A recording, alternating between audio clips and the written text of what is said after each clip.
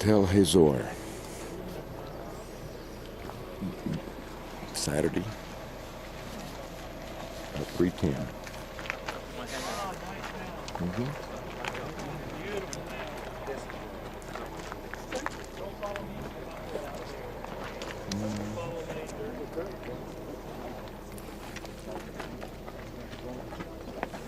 Part of an oil press. Ticket, please. Ticket. Sorry. Leen said that was part of an oil press. Good answer. That was excellent. I gave it the office too. Excellent.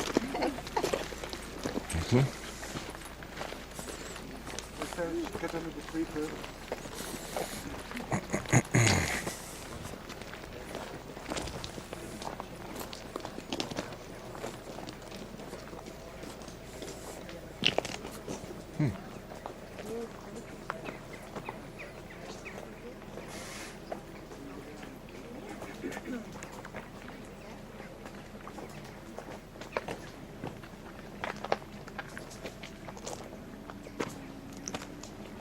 Way to see.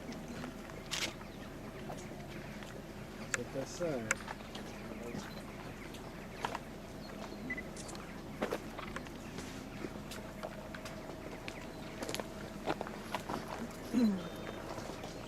There's Duffy.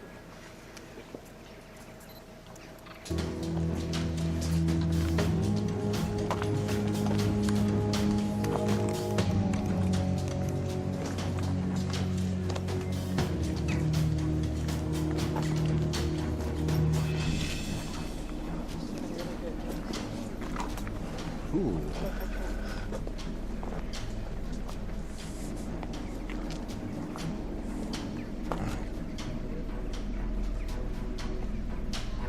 Like a song. It got rained out.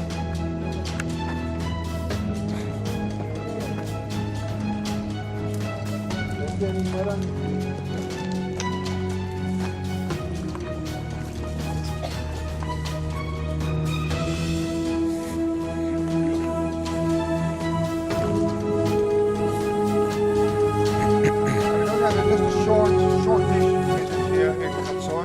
We're going to go through the gateway soon, look through some buildings, look at the water system and some temples. But first a bit of background about Hatzor. Quite interesting. Recently somebody asked me, did Jesus know where Hatzor was? Did he know about it? Well, I want to tap into what Zach said on the bus. See, Jesus grew up in Nazareth. And the place, old Nazareth, was inside a bit of a bowl, all surrounded by mountains. And you can imagine Jesus growing up as a baby, as a little infant. But then he started going for walks with his mom and dad. I'm sure they took him to the brow of the hill. And then you can see the whole of the Jezreel Valley, such a magnificent view. What stands out immediately is Mount Tabor. And he would have been brought up with the stories of Barak and Deborah fighting against the king of Hatzor. So when he was walking from Capernaum to Caesarea Philippi, you can't help but walk by Hatzor, and he was very much aware of what happened here, about the battles and so on. So if you just know where Jesus grew up, you can't talk about the Deborah and Barak without knowing about Hatzor. All those things are all interlinked. So although we don't know much about how Jesus grew up as a young person in Nazareth, the surroundings in which he lived told him everything about the scripture. So Joshua chapter 11, it came to pass when Jabin, king of Hatzor, so this was his kingdom, and this part which has been excavated partly is only the upper Tel. All the big field here which has been plowed, that's all the lower Tel, which hasn't even been excavated as far as you can see. It's a huge city. So the upper part is where the king lived, where the palaces were, where the temples were. This is more the civil administration, you may say, and that's where all the people lived. But archaeologists are interested in big buildings, palaces, gateways. The house of the people, that can wait till you get a bit more money. So it came to pass when Jabin, king of Hatzor, had heard these things, he sent to Jobab, king of Madon, to the king of Shimron, to the king of Achshaph. The kings were on the north of the mountains, the plain south of Kinneret, that is the Sea of Galilee. and to the that's on the west, the Canaanite on the east, and on the west, the Amorite, the Hittite, the Perizzite, the Jebusite, the Jerusalem people, the Hivites, unto Hermon, which you can see right at the end of the valley. So he rallied all the people, all the kingdoms, all the city-states in all of Galilee, all the way down to Jerusalem to fight against Joshua. Can you imagine what an enormous force that was? And therefore, it is Hatzor is called the head of all those kingdoms. Means I get the question, why is Hatzor so big? Well, first of all, the Fertile Valley was split between Dan in the north, where we were being city-state, and these lands here were all occupied and worked by the people from Hatzor. But if he was the head of all those kingdoms, I'm sure they paid tribute to him, so he was a very, very wealthy man and could afford to build a very, very big city. And he needed to be strong and to keep all those other kings under his alliance as well. But you know, God said to Joshua, "Be not afraid because of them, for tomorrow about this time will I deliver them up, all slain before Israel." Thou shalt hog their horses, you know what that is? You got the hamstring, and burn their chariots with fire. So Joshua did. They made war by the waters of Merom. Well, Mount Merom is a mountain just at the back there. It's a huge lake. That's where all those kings were encamped because they wanted water. They didn't realize they were in a trap like that. They couldn't flee, and so Joshua came upon them and destroyed them all. Joshua at that time turned back and took Hatzor, smote the king thereof with the sword, for Hatzor before was the head of all those kingdoms, and they smote all the souls that were therein with the edge of the sword, utterly destroying them. There was not one left to breathe, and he burnt Hatzor with fire. We're going to see that. We're going to see the fire, the buildings that were destroyed, the stones being cracked by the fire of Joshua. Why then do we read in the book of Judges again about the king of Hatzor, also called Jabin? Now, Yavin may be the dynastic name, because Ben is in there, the son of, so that's a kind of a domestic name. And in Judges chapter 4, the children of Israel again did evil in the sight of Yahweh when Ehud was dead, and Yahweh sold him into the hand of Jabin, king of Canaan. That's not the same Canaan, not the same Jabin anymore. That is his son or grandson. He still got the same family name. So it means that after Joshua had conquered this city and burned the fire, they didn't occupy the site. They left it and started to live in the mountains somewhere. Well, in the Middle East, if you don't occupy land and don't look after it, then you've got to reconquer it. So the Canaanites came back and lived again in Hatzor. Abraham bought a piece of land near Shechem. Well, Jacob had to buy it back again. It's the same piece of land, but it has been reoccupied by the Canaanites. If you don't occupy your inheritance, then you lose it. And then we get the story of Deborah, a prophetess, and Barak and all that. And we'll talk a bit more about that. But the place where they rallied, around Mount Tabor, so Barak went to Mount Tabor, that's right beside Nazareth. So Jesus grew up with a story of knowing about King of Hatzor, the battle of Joshua. He could conquer all those nations that were gathered together against Joshua without any much big problem. And that must have given Jesus the confidence in the power of God. And that's what if he could look after Joshua against a huge confederation of all the kings in the whole northern part of Israel and overcome them, then he could look after him as well. And that's a bit of background of, about Hatzor. Finally, it was destroyed by the Assyrians, by Tiglath-Pileser in 723. Pool, that's his nickname in the Bible. And that was the end of Hatzor and never occupied again. Okay? The problem with sites like this, when you're far away from the river, from a water source, then how do you get to the water? The spring is always on the bottom and outside the city wall. So they dig an enormous shaft, and we can go down if you want that, it takes a while to walk down, where they dug down through the rock into the water level. And although it is very low, they dug down below the water table and there's always water there. You can scoop it up and it fills up again, scoop it up and it fills up again. But let's walk now first of all through the Solomonic gate. Here we have 3 chambers on either side of the gate. Okay? 1 set, 2 sets, and then the 3rd set.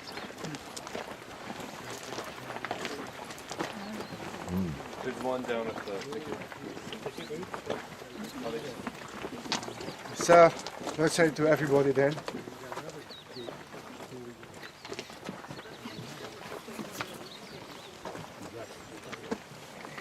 So you walk right to the middle passageway of the gateway. Now this is a Solomonic gateway. And by the way, if you study the Temple of Ezekiel, it's also got 3 chambers on either side. Yes, it's Solomonic gateway in a sense. So there's one chamber, and the second one, like in down, but here is the third chamber. That's the earlier type, the Solomonic gateway. Here built in, because King Solomon, he built all those cities. He built Megiddo, Gezer, and Hatzor, and so on. Yeah, so he occupied the cities, which they still did all the time, what Joshua should have done. If they had done it, then Solomon didn't have to start all over again building. And you can see the city wall, stone, a double city wall going around there. You can see there are 2 lines of walls. We call it a casemate wall. It's kind of a double wall, because on the inside, in peacetime, you can use those chambers for storage, or you can store all your weapons there. But when the enemy comes, you want to make the wall stronger, they put a lot of dirt and stones inside the chamber, so then suddenly the wall becomes about 9 meters wide. Yes, so in peacetime you can use the chambers inside that hollow wall, casement wall, but in wartime you fill them up with stone and you've got a massive wall, 9 meters thick, you can bash against it with your battering ram, you don't get anywhere at all. Now that is then the basic Solomonic gateway, and once you understand this gateway, That's gone.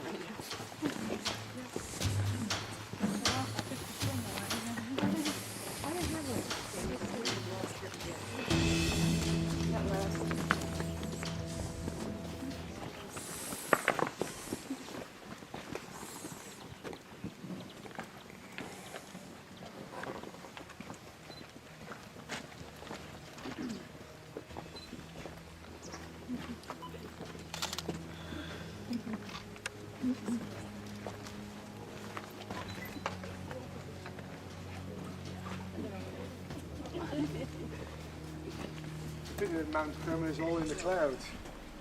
That's the way springtime and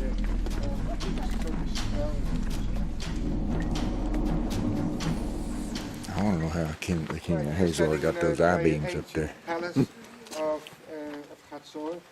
The courtyard had a ceremonial function because the big stone block at the end, at the beginning was an altar actually. So often sacrifices and palaces all goes together. King, not only was king and priest, and that was often the task of the king, they also served as priests.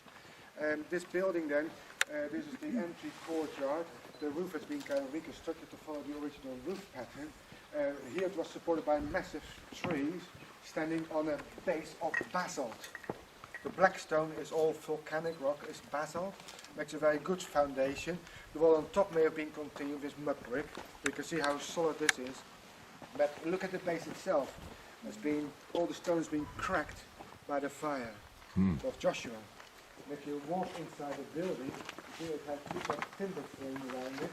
So you get in the inside, you get part stone, part because there's a lot of mud brick. Then they plastered it over, and it looks very nice. But on the inside, you can see the bottom basalt course totally broken up and cracked of the huge fire that was made here by Joshua to burn this palace to the ground. And it's very interesting. So come inside there and look at the burning of Joshua. We just read that Joshua burned the city, Joshua 11. Now here is the evidence of it. Okay, so let's go inside.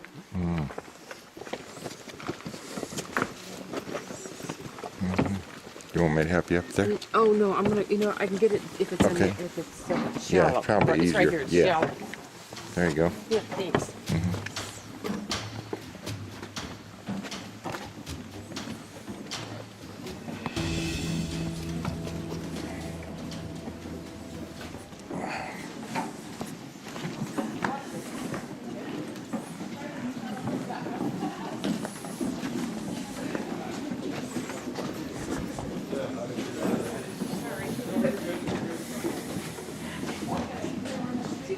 What you step?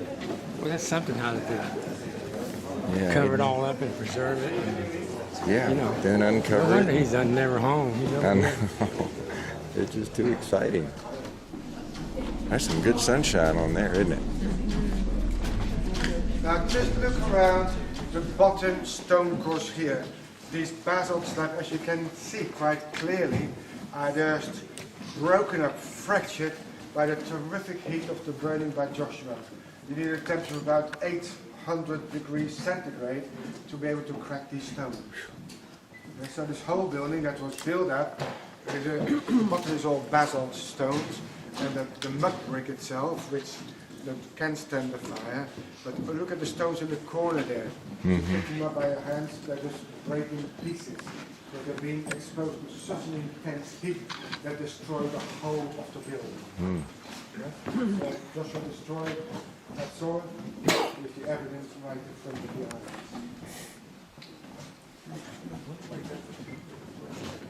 Now the building was supported, the whole roof was built as timber.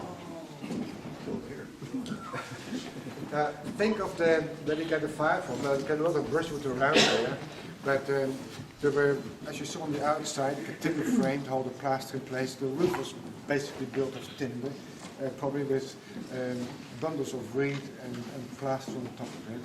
And it burns very well. And stones burn as well. We dig cement out of the mountains, but 100 years ago, how do you make mortar? You burn limestone or marble in kilns, and it breaks to powder. You mix it with water, you get quicklime, and then you mix in sand or gravel, whatever, you get a very powerful mortar. With lime or with a lime. You can burn limestone. Should we have to change your battery yet today? Oh yeah. On the last 2 minutes of mine. Yeah. So I only have the one. I just was able to charge that one up. Did you do it at lunch? Yes, I took it in and I put it in one of their plugs. So, That is a good idea. I need to start doing that. well, I had a travel charger and I knew I wasn't going to make it. And this one probably doesn't have but 30 minutes of charge because we were only there about an hour. So it's only got about 30 minutes to charge. That's correct.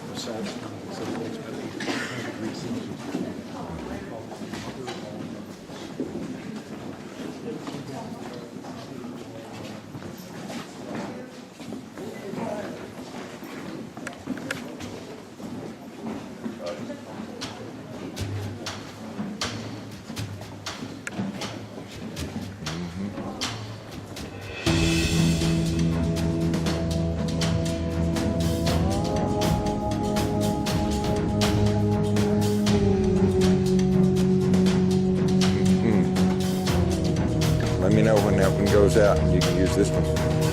Oh no, don't worry about it. Well, yeah, but I may have enough on here. We'll see how much more of the daylight we have. Or I'll just give you the video when we're done, right? How did I do that? How did I do that? Where did you come from? I do that all the time. I get on the wrong level. Oh, good brother. Somebody will do that when you're my age.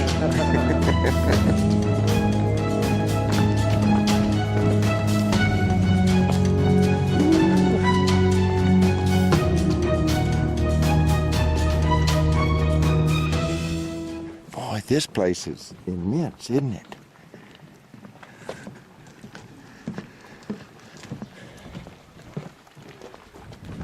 And this is the gate.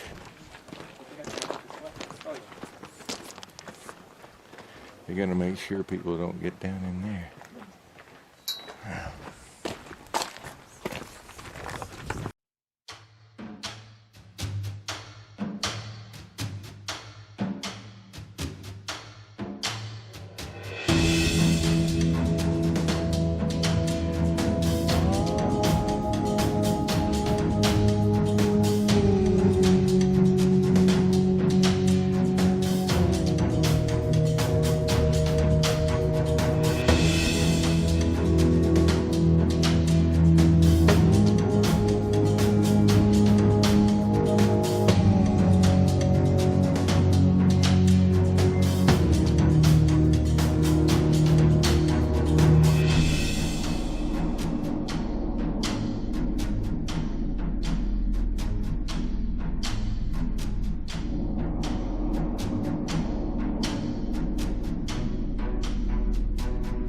There she is up there.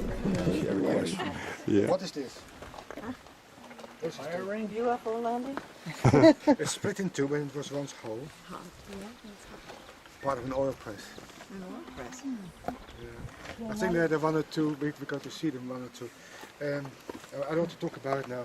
Solomon, he had all those cities of provision. Hatzor was one of them. It was his military outpost. The governor here had to supply food for Jerusalem, but there was also a military outpost, and he had many horses. Where do you put a horse? In a stable. So here's a stable, a central passageway, and then standing stones. Often they had holes in the corner, so the horses were put on the side aisles, and in between the pillars they had the troughs, the feeding troughs, where those animals could eat from. So they were serviced from the central passageway, and there were two aisles where they had the horses in. You find them in all the Solomonic cities, stables for horses, because that's how they communicate one with another. Now I think that around the corner there's somewhere an oil press. Yeah, let's go there. Remember the stone, the round stone. A bit of domestic architecture as well.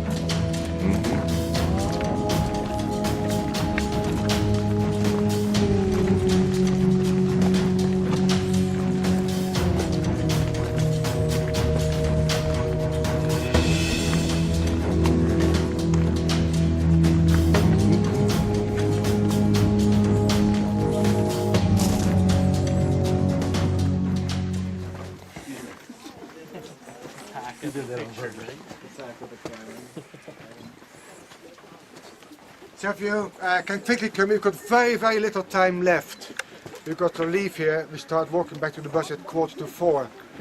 When you hear the bus honking, we must go back to the bus, wherever you are, okay? Olive oil is a very important part of the daily staple. You pick olives from the tree. Olives need to be crushed first, they're broken, and then they're put in circular baskets, as you can see here, and then a big stone weight's been put on top of them, and then this beam which is lodged in the wall rests on it, and maybe if the baskets are full, it comes up to this height, and all these stone weights are here at the end of the beam to bear pressure on the broken olives already, the crushed olives, and then the oil will ooze out and gets collected in this collection vessel. Sometimes they are bigger. That's why you got this groove around it, so the oil runs in the groove here into, there you can then scoop it out. And that is an Old Testament period of producing olive oil.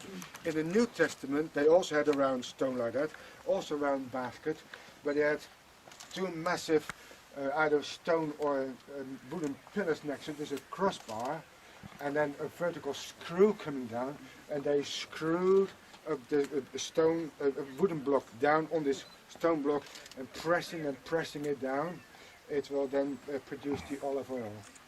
Where was Jesus arrested? In the Garden of Olives. Do you know what the name Gethsemane means? An oil press. Unless you're under terrible pressure, no oil will be produced at all. And that was the final pressure. He said, how am I straightened until all is accomplished? Now that word straightened or pressed is taken from the idea of an oil press. So you get this enormous weight bearing down on the circular basket, getting out the oil in the Old Testament period. In the New Testament, a huge screw being screwed down, exerting more and more pressure until the oil comes oozing out. Yeah, so again, a part of daily life, but having a spiritual implication, because olive oil is according to Zechariah, prophecy of Zechariah, also attached to the Holy Spirit, which can't be produced unless you are put under pressure. Okay? Amazing. Uncle Stan, talk about it. You Just bet. for this last bit here. Yep. You're going to need that. Do you know where this is going? They just burned stuff in there. I couldn't remember what this was.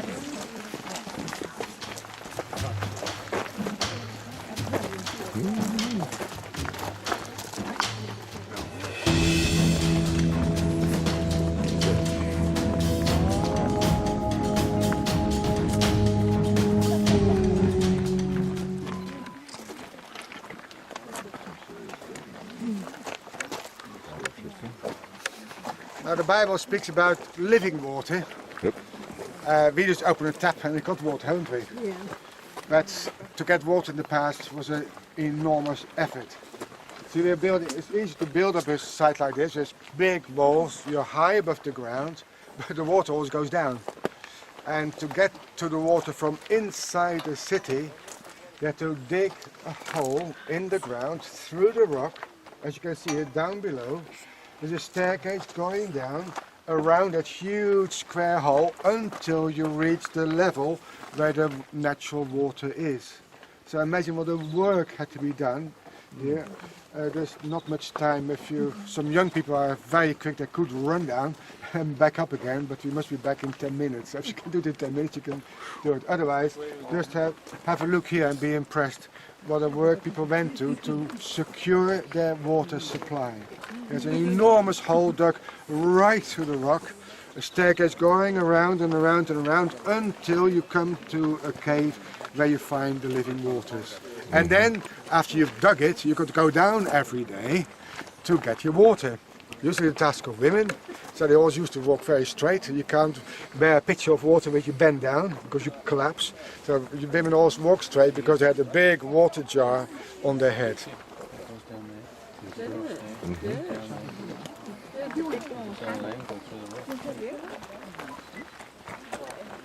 Slip in and get a picture. Oh, they're already down there. Look at that. We have overachievers in our group, do we not? Do we not? Wow. They're just impressing me all over the place. Look, that was not so young. Otherwise, I could walk up to the top, there's some more buildings there. I'd like to come around and slowly make your way back to the bus. I'm sorry there's a bit of a short visit. What's the time now? We've got to be back in about 10 minutes, quarter of an hour at the very latest. We must be on the bus because visitors going back to the bus. Okay, we need to be on the If you want bus. to walk with me just further up, you can do that. But I'm just going to have a quick look and then come back again.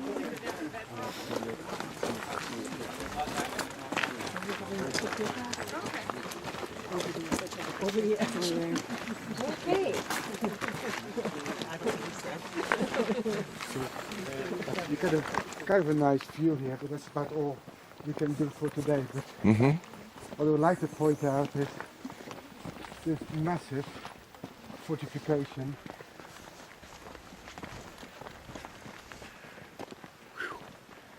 So we can, there's not many of us, you can just stand on the tower here.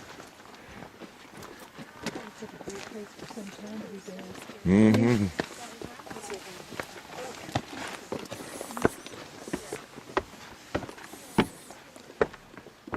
So this would be a lookout Just tower. a lookout post here. Oh yeah, they've got the metal man here.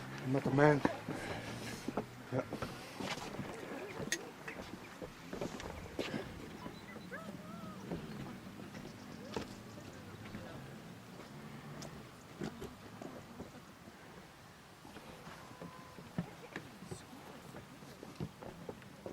Mm-hmm.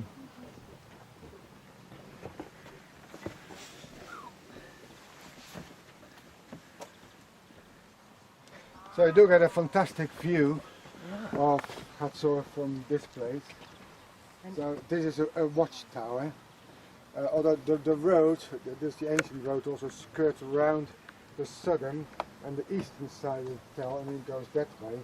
So there's also approach roads coming from here, so they wanted to make sure that they also don't have a watchman here watching who is coming from this direction.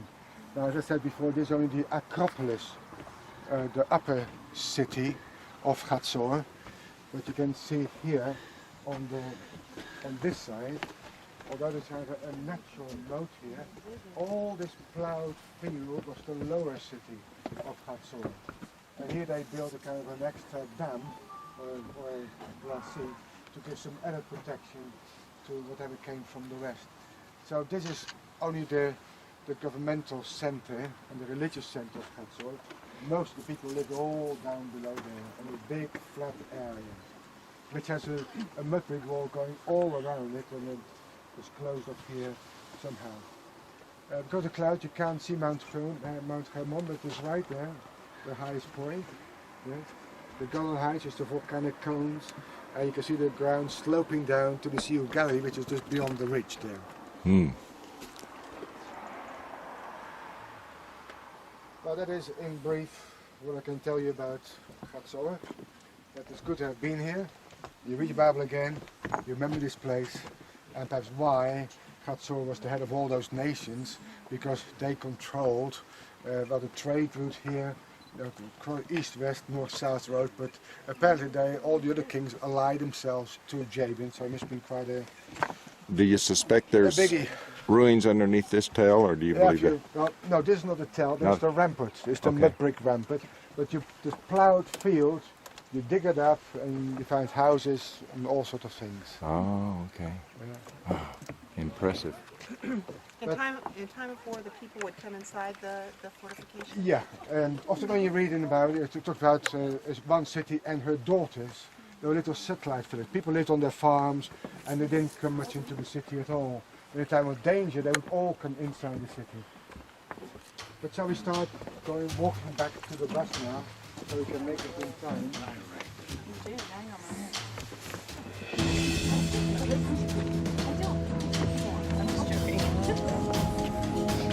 No list hanging on, so.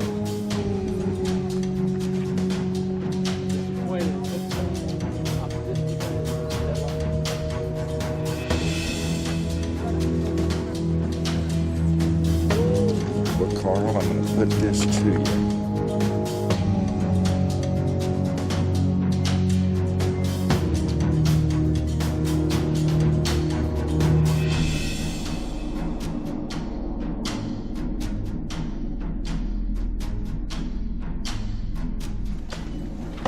Yeah, you got to get this view up here. This is really impressive. Like a big one. Steep here. All right. Mm-hmm.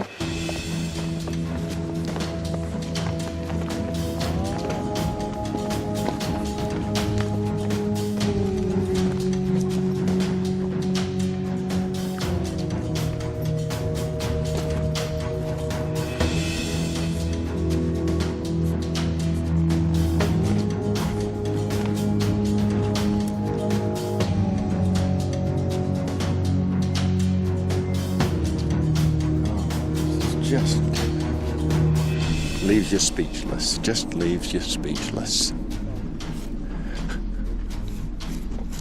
And that's mud. That's mud in between rock.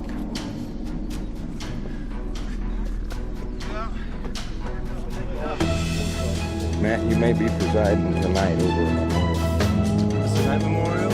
Yeah, I understand. Yep. Tonight is. Y'all need to pass that word around for me, Ruth. An 8:30 memorial tonight. An 8:30 memorial tonight. Thank you.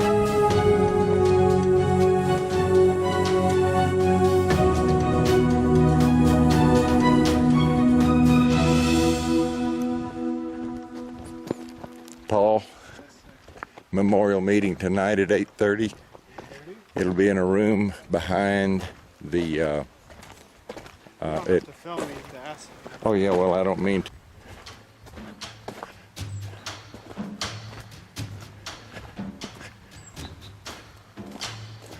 That is just awesome.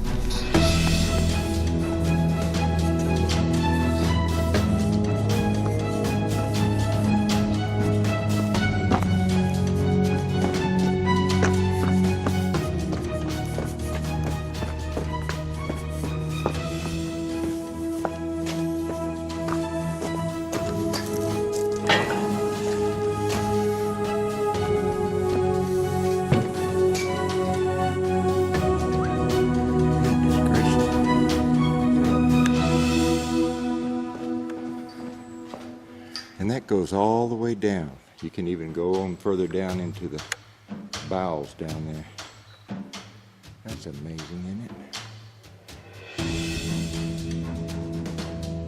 Okay, we're gonna go on back. And that's where we were earlier.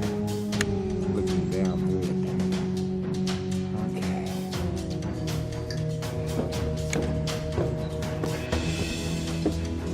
Okay, let's head back up.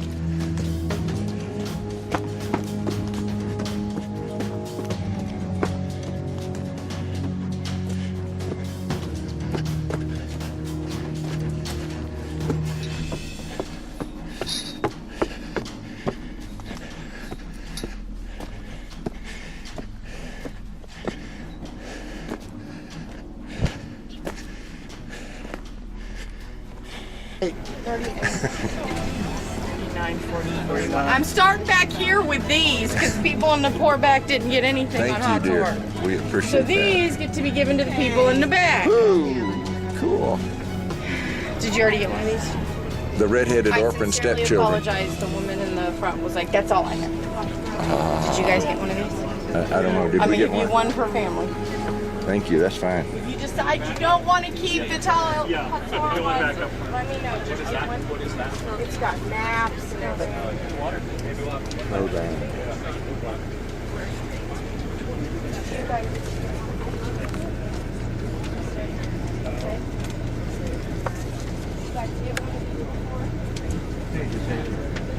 You guys got one. That's the one he gives.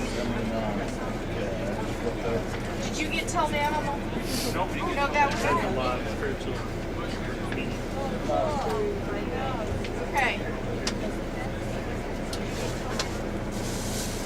That's the one you grabbed on the way in? Are you sure that was? I thought that was somebody I Downloadable feature supplies for almost all state parks, and they have much more material in them than you normally need.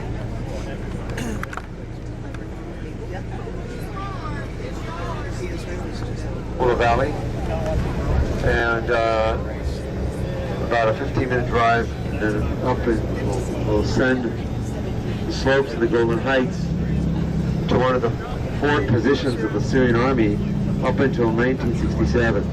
Do you know what room number? I know many of you have asked me questions. I don't know it. You know, you're very interested in modern Israel and our modern history.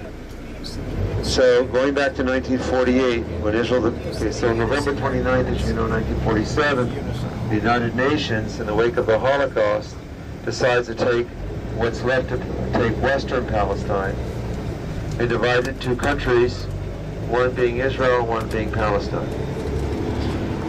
Eastern Palestine had already been made into a country back in 1922 by the British after World War I. That's the Hashemite Kingdom of Jordan. The area of Eastern Palestine is twice the area of Western Palestine, which is Israel and the West Bank today. Jordan today is bigger than Israel with the West Bank, with the Palestinian areas, twice as big. The population is only half. So as you know, Jordan is very sparsely settled. There's a lot to develop. Israel's very intensely settled, and so going back to World War I, carving up of the Middle East, Palestine, the name coming from the 2nd century, Hadrian, emperor, changed the name of Judea to Palestine. We'll talk about that down around Jerusalem, more about that. But so it's called Palestine. It's either Roman or Byzantine or Muslim or Crusader, and then Mamluk, and then Turkish, and then British. Okay. So the Ottoman Empire falls apart, and the borders of Syria and Lebanon already have been drawn up because of through World War I told you the Sykes-Picot Agreement. So that's the situation in 1948. In 1948, you understand that in the War of Independence, that all of the Arab countries rejected the vote, but the vote still went through.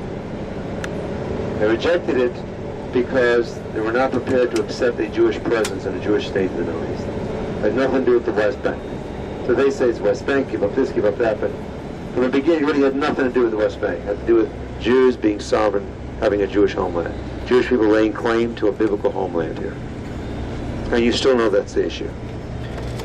So in 1947 they rejected the vote, all of the Arab countries, and they squarely said that as soon as the Union Jack comes down, they're coming in.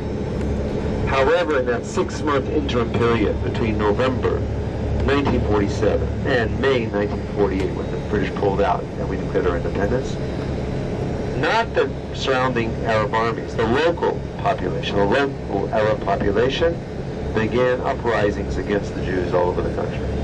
Not all, but most. So the War of Independence actually did not begin when the British left. It already began with the local population 6 months before, when the British pulled out, when their last soldier sailed out of Haifa port. Then the surrounding Arab countries invaded: Egypt, Syria, Jordan, all sides. They joined the whole thing. Now, they had no territorial claim to Palestine. They had their own countries. But they were coming to the rescue, so to speak, of the local Arabs. We fought them on all sides, with 650, less than 1 million Jews living here. We lost 1% of our population. Sorry. Okay.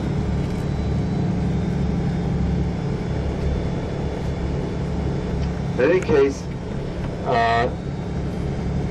then there was a ceasefire.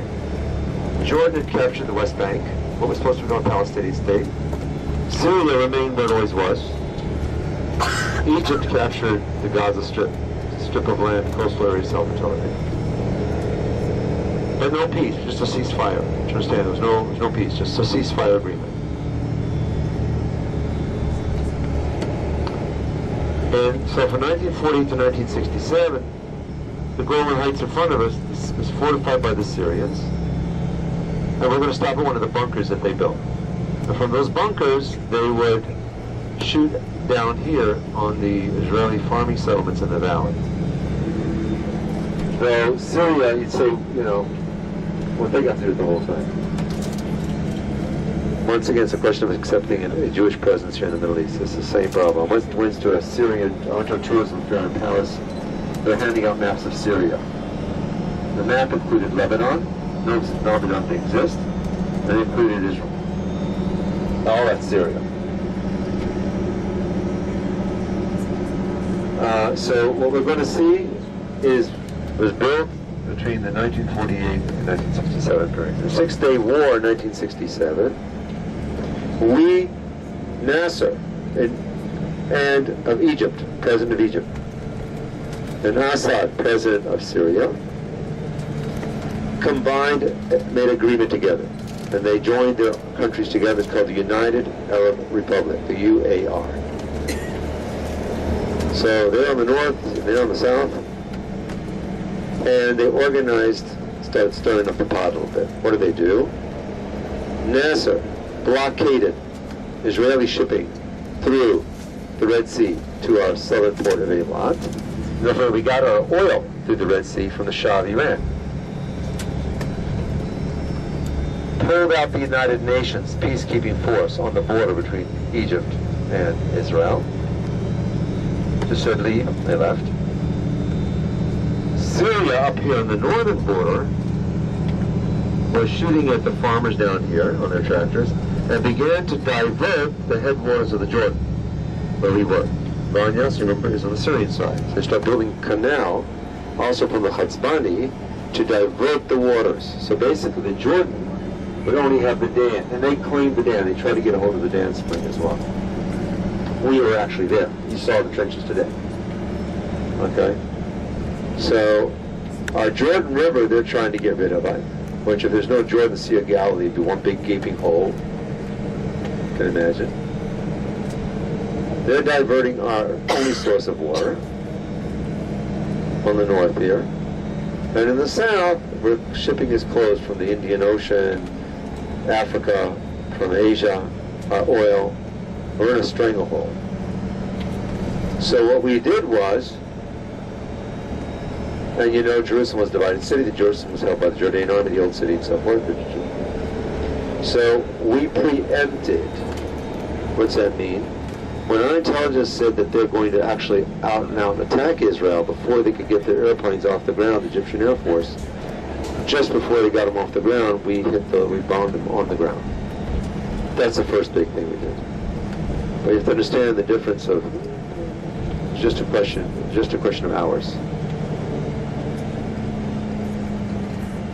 So we're called the aggressor because we preempted, because we attacked first. They just don't tell you why we attacked. And now, and we pushed the Syrians here on your left. See those trees on your left? Those are all Syrian bunkers. Every group of trees you see on the left, you go to those trees, those are Syrian bunkers. We're going to go up to one of them on the other side. That was actually Syria. See the road's going down to the Jordan River. The Jordan River was the border. We're crossing the Jordan River into the Golan Heights and ascending the Golan Heights, and we'll go and get off one of those bunkers and look back this way. So this was Israel right here. You see that's a barbed wire, minefields all through here. So we pushed Syria away from this hillside, back up onto the top of the plateau, about 4 or 5 miles inland, to where those volcanoes are that I showed you from the distance. I said those volcanoes are the current border. It's not a lot, but it's better than nothing. That serves as our buffer. We took over the Golan Heights. We pushed the Egyptian army all the way back to the Suez Canal. We pushed Jordan back to its pre-48 boundary, because there was fighting in Jerusalem between the Jordanian Legion. The Jordanian army had captured Old Jerusalem during the 1948 War of Independence. Jerusalem was like a Berlin. It was a divided city with a wall running through it. You'll see it when we go there. We pushed Jordan back to its pre-48 boundary, Egypt back to the Suez Canal, and the Syrians inland, all in 6 days. Wish wars were so short and sweet like today. And so today, we gave up in 1976 and set off Carthage and peace accord the Sinai, the Egyptians, in return for peace treaty. Now from 1976 to 1981, until we pulled out, I was a desert guide. So we were doing archaeological surveys. I was a trained archaeologist, so they needed, back then in the 1970s, we opened the field research station in Mount Sinai. They needed people with academic background, new languages, both to develop tourism and to do archaeological surveys, because it's uncharted, 250 kilometers, all directions uncharted. No one had really mapped it the way modern survey. So it was incredible. It was an incredible thing to run around in jeeps and survey. And then open up tourism routes for safari tourism. So I lived down in Sinai from 1976 to 1981, doing all kinds of work down there, and also leading these 10-day, 14-day outback trips on camels and jeeps and so forth, safari trips. When we pulled out, I looked for a job, and then did another 2 years training in the Guides Institute, National Guides Institute, to get a national license to do the whole country. Just needed a job. We're still holding on to it. And the West Bank, we started to give it up, but not to Jordan, because King Hussein renounced the claim to it in the late 80s. That's why we had to go do business with Arafat, because we were hoping to make a deal with King Hussein. He said, I don't want the hot potato. In 1987-88, he says, let the Jews have it. Now, who are we going to talk to? We tried to develop local leadership in the West Bank, but then Arafat's gunmen would turn up, blow their heads off. He said, I'm the boss here. I talk to anybody, talk to me. So in the end, we ended up talking to him. You remember that famous handshake on the White House lawn? That handshake brought us over 1,000 Israelis blown up in suicide bombings, including kids in my class of my kids, their friends, including a very wonderful woman, a friend of mine who's a travel agent, when she blew up in a bus in Jerusalem. That's what it brought us. And Arafat went to heaven wherever they go. And we decided to change the rules of the game. We'll talk about that when we go to Jerusalem. I can show you the wall we built over there. And terrorism has been reduced to zero. And we're still holding on to the Golan Heights. Now, what is Israeli policy on the Golan Heights? I can tell you, we gave up the Sinai. The West Bank, most Israelis feel that if we really had a messianic end of days peace, we'd be not happy to give it up, but we would do it for the sake of shalom. Because we want to see a better world to live in. On the Golan Heights is a different policy. We annexed under Menachem Begin the Golan Heights. It means it's under Israeli law. We did not annex the Sinai. We did not annex the West Bank. There's a difference between administering a territory, occupying, administering, and annexing. Annexing it makes the local people citizens. In Israel, whoever is part of Israel is a citizen. Then they can have if you're Jewish, Muslim, whatever. So anybody living on the Golan Heights, we annexed it, and there are Druze up here, not Muslims, Druze. Syrian pillbox. Well, you wouldn't want to get. Sure is.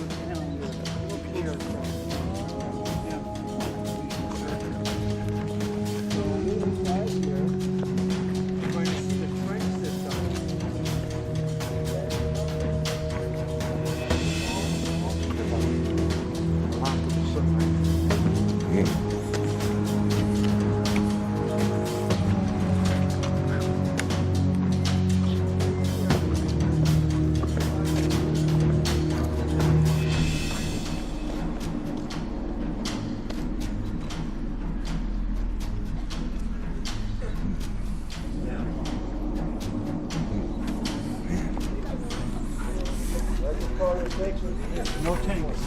War is hell, isn't it?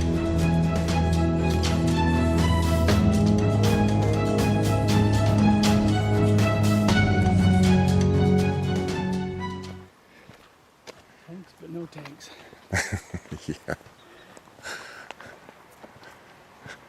Yeah, wasn't there a bulldozer down there at one of our sites near the in the city of wasn't it David's Palace down there? Wasn't that a bulldozer sitting up there all rusted away as we went over to Laish? Yeah, I think so. That was just probably a piece of equipment. Didn't belong to anybody, or did it? No. I wondered. Looks like they would have dragged it out of there, but maybe not. We're putting together a Christadelphian meeting tonight at 8:30. You may or may not be interested in attending, but it'll be short, about an hour. And we've gotten Leen to... Steers has been to our Christadelphian meeting. Good. In Well, good. last winter. Well, good. Then you know the ropes. Yeah. Yeah, so anyway, it's kind of a throw together real fast. It was going to be Farmers readings, off. but we, Couldn't they? well, they sure could. A good sniper with a scope. Well, that's it. It's terrifying, really. Oh, yeah. That's why the trucks were plated Yeah. cars. The plated, armored plates on both sides of the driver. Oh, is that right? 5 centimeters thick steel. Oh, man. Yeah, the permit is just behind the trees. You can just see it in between. And these little yellow signs, I'm assuming. Can you see the top part? There's the top. But What are you pointing out? the top of Mount Hermon, you can see it there below the clouds, above the Brown Mountain. Oh, yeah.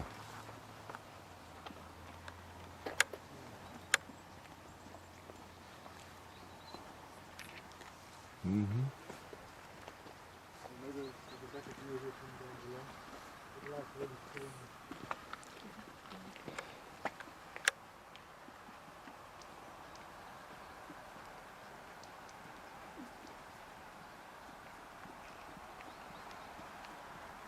There's some minefields you can go running through.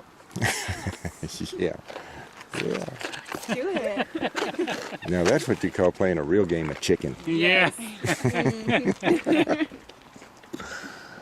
make the strawberries work Very different. I don't think we made it up here last time. This far. I've never been right here. No, we went to around much closer to Sea Valley.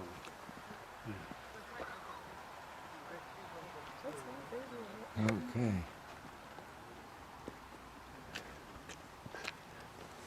Impressive.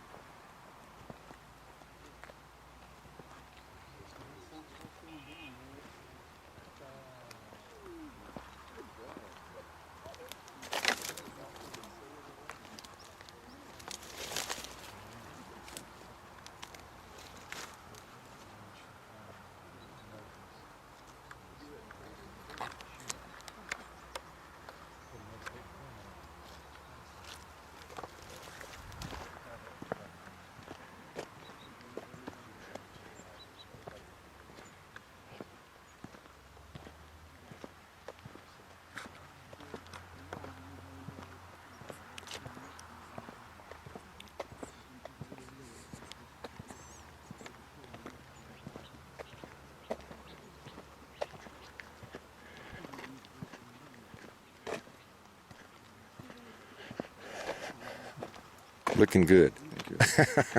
Is Leen going to be exhorting tonight? Yes. Yeah. Oh, good. Yeah. Good. And we're going to invite the others. I think I probably ought to go ahead and get on it. But you never know. I know. You're always like, I don't know either. I can edit. I just, you know, I was asking Paul. oh, I want to take a picture of the sign. Yeah, yeah, danger mines. Yeah.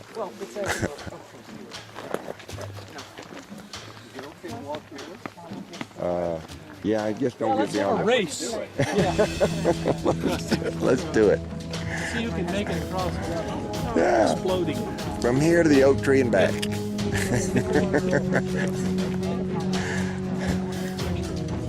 Great. Where did our guy go? He's down the hill. It's up to the line.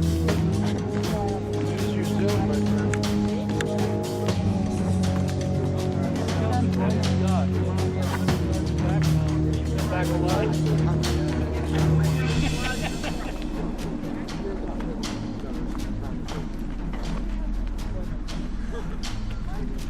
What is this?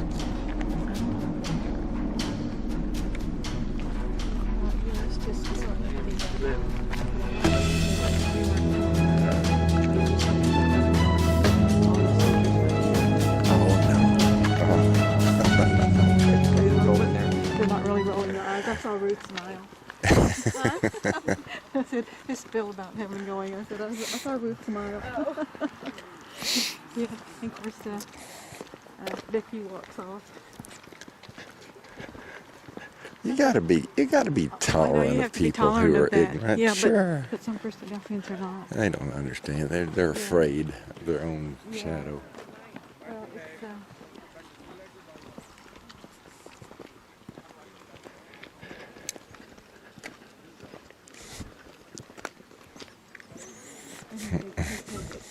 when his children ask him where is God, he says, look in the mirror. He tells them to look in the mirror. Okay. And God is in their heart.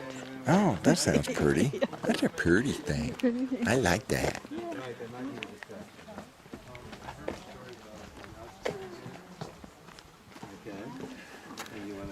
Well, I don't know if I'm wondering there's the one thanking member that faced off a bunch of Syrian It was a series. who come back off the hill, branch away. Right, and I'll tell you, that wasn't here. Okay. No, that's further in. The current Syrian books. If it's the same square we're talking about. Yeah. So that's in 73. No, yeah. I'm so excited. So I'm talking about the 73 war.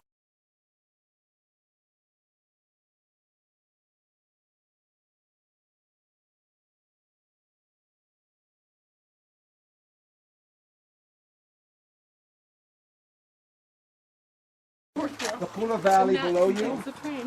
This is that swamp, that mini Sea of Galilee on the old maps of Israel before the 1950s. It was all flooded, extending all the way north to Kibbutz Kfar Blum, way out there as the kibbutz that we're staying on.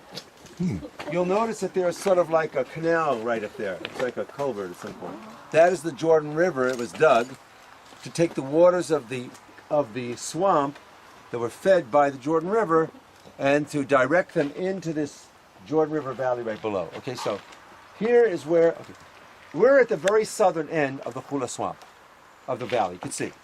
At this point, the water, when it was still a lake, would enter this ravine you see below you, and then from here, right on down to the Sea of Galilee, where Bethsaida is. So it's a very important area, and that is why there's a road. There's a road that skirts the swamp. The road we came on. Imagine that was all flooded. You couldn't run through the swamp.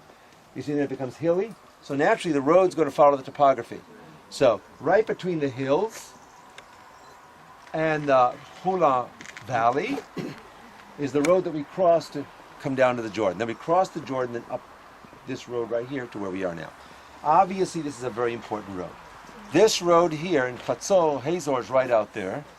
Okay, so it's right near this crossing point. This has always been a crossing point. And so you have here a very strategic area. And that's why you have all these bunkers. So look at how this is designed. All these are minefields coming up here. Minefield, minefield, minefield, minefield. They go in bands all the way the whole length of the Golan Heights. Then you reach this whole bunker area. Then there's another one over there. And they're all linked going up to Banyas. And all the way south, Jordan. So the whole thing, you have bands of fortifications like this at different levels. So you have one here, then there's some more up there. Wherever you see clumps of trees, those are all old Syrian bunkers. So you can see it's quite a difficult thing to get through. You know, it's like you're telling us about the walls of the city you're digging. You go through one level, then you have to go to the next level. The chances of being through here and then to another one is quite, well, how did Israel do this in 6 days? I mean, it's really tough going here. You can see it. How much chance do you have to survive in getting through? You learn compassion. You learn compassion. The way it's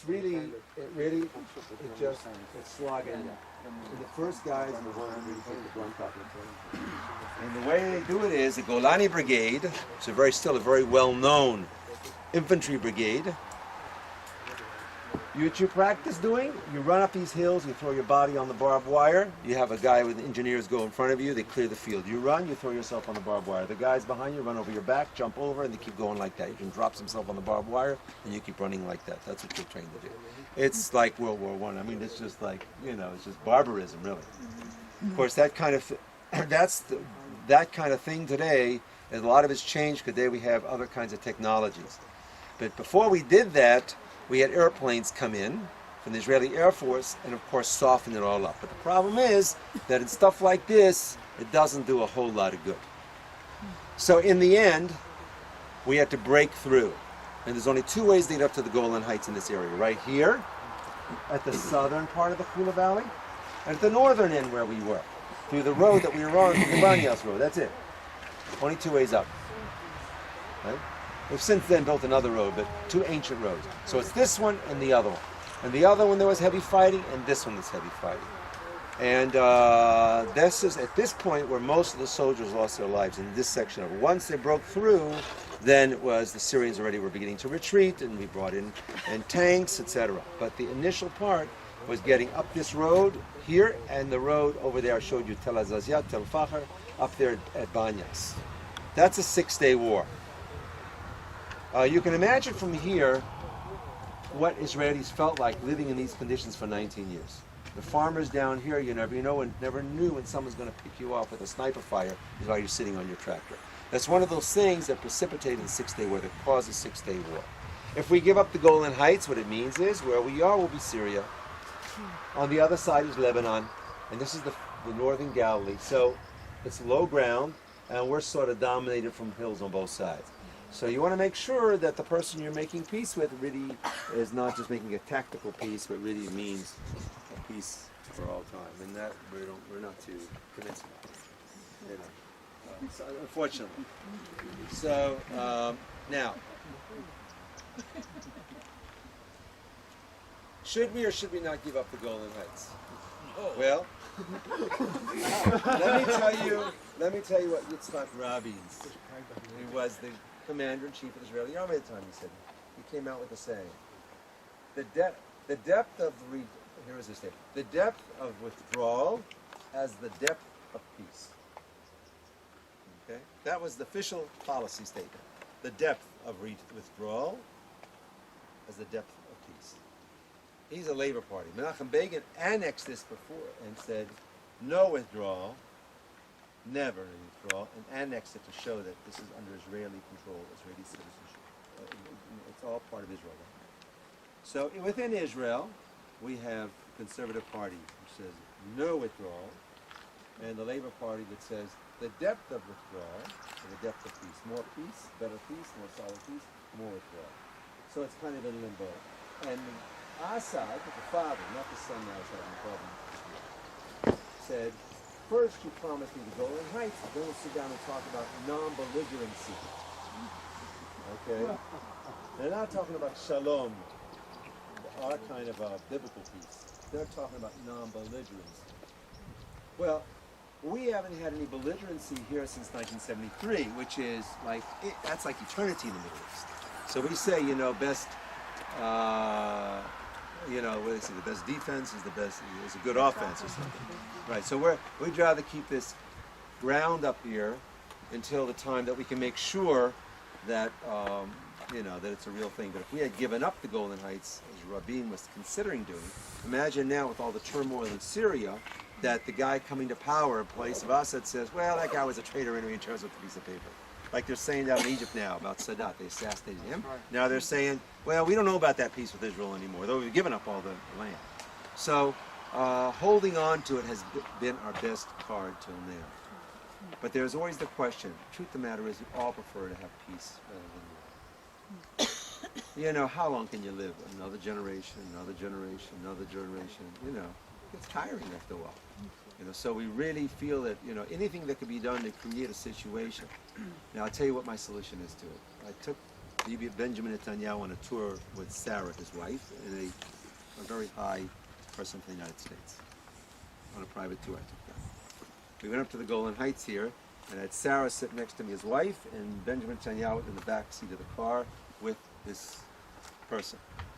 And so I was taking to his wife, because he's busy with the other guy, and you know, his wife sitting next to me. So I said, Sarah, I have my own solution for all this. And she said, what is it? I said, listen, the Americans got to build a huge air base over here. Build the air, it's flat, build an air base. Tell the Syrians they're going to give them, we'll say, okay, we're going to sign a 99-year thing like in Hong Kong, lease to the U.S. air base. Now, the Syrian government go back and tell Americans, oh, look, we got back our holy land. We have jobs, big building contracts. Therefore, everybody keep their mouth shut. Big building contracts with the air base. No Syrian army is going to go through a U.S. air base. Good. And we'll feel protected on this side. See, so I kind of thought that would be an insertion that America could control the Middle East from the air base right here. And it's flying contracts. So I thought it'd be pretty good, you know. I don't have to ask any favors from Turkey, you don't have to ask this one or that one. Because the Middle East needs a watchdog. You'd rather have a U.S. than have the Russians. And the Russians are building a deep water port for the Syrians right now anyway. So Sarah turns around and says, did you hear what Sarah said? Well, that's the last thing you want to hear, my fat mouth, you know.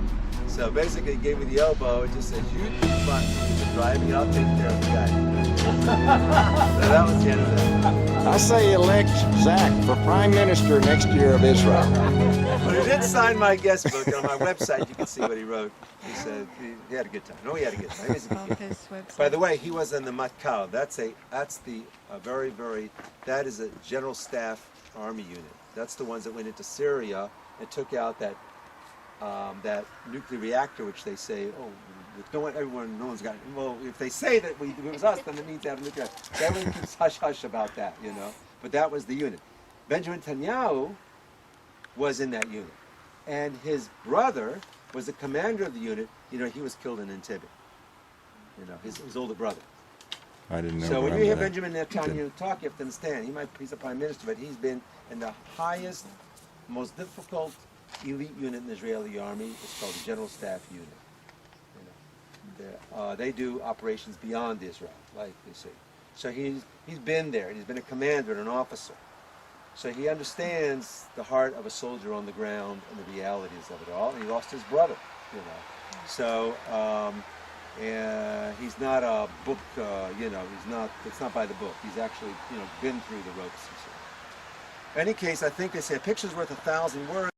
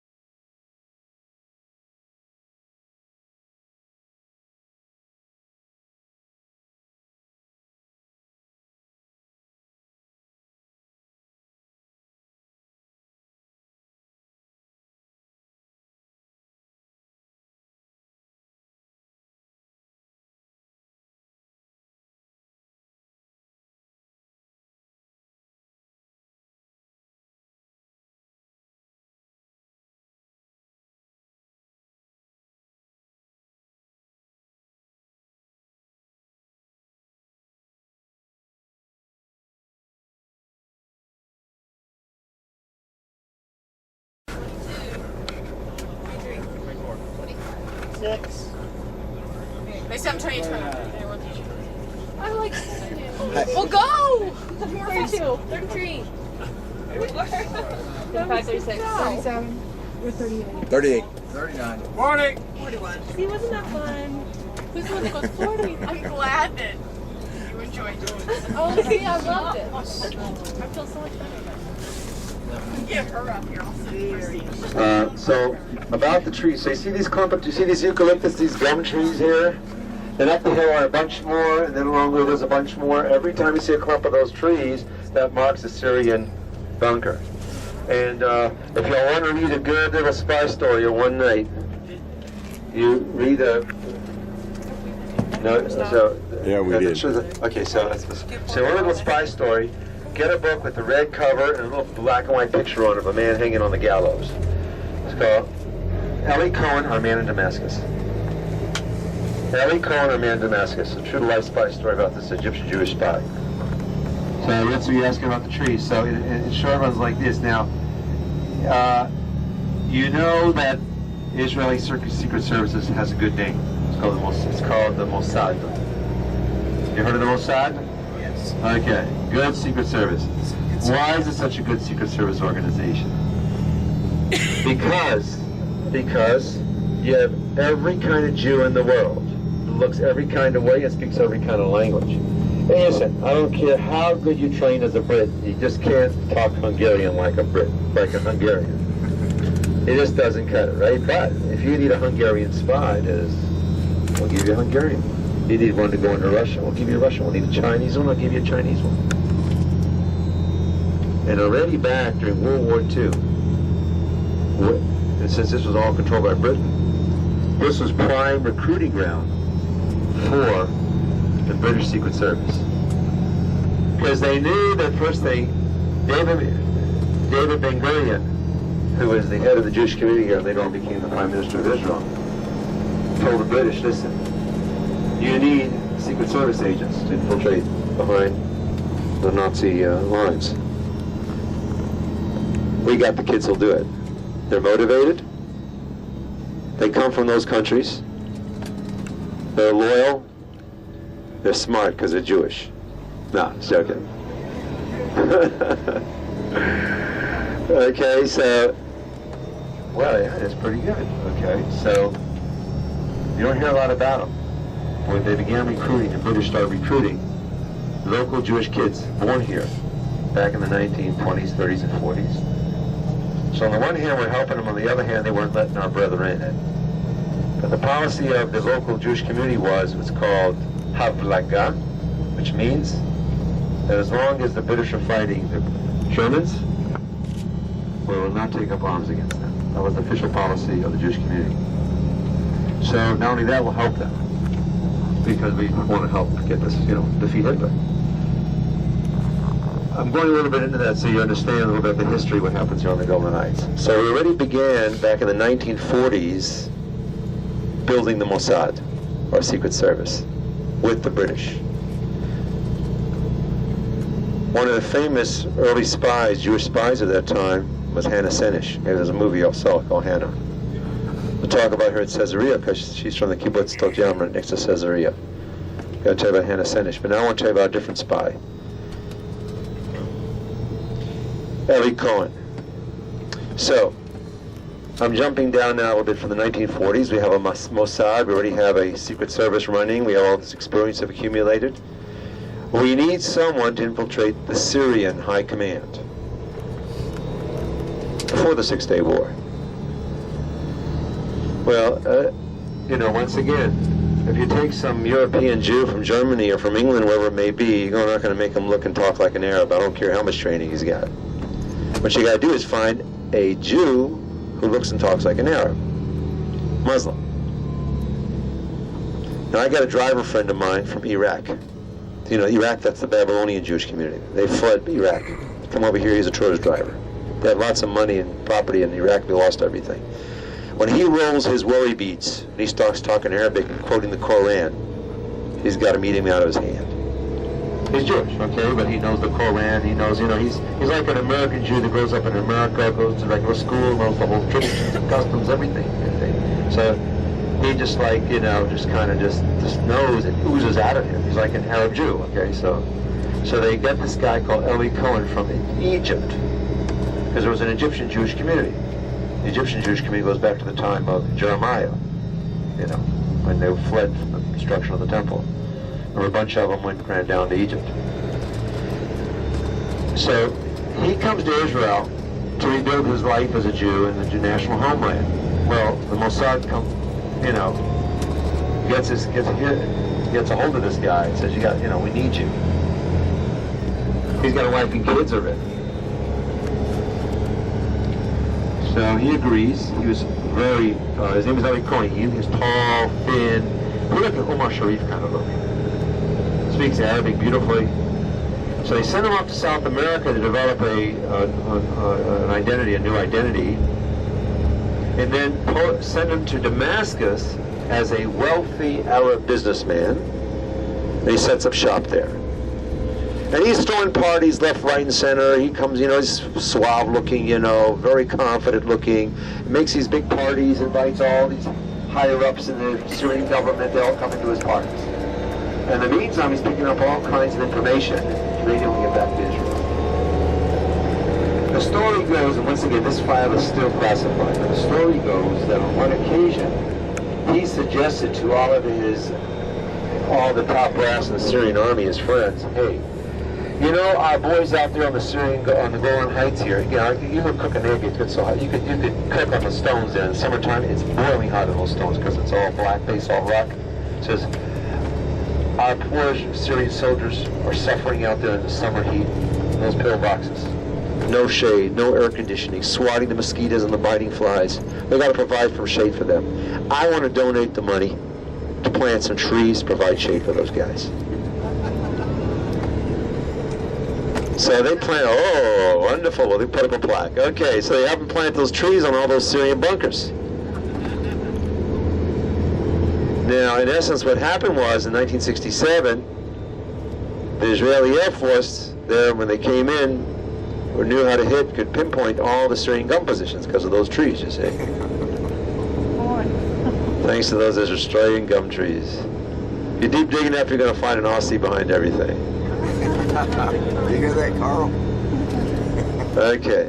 Quiet water runs deep.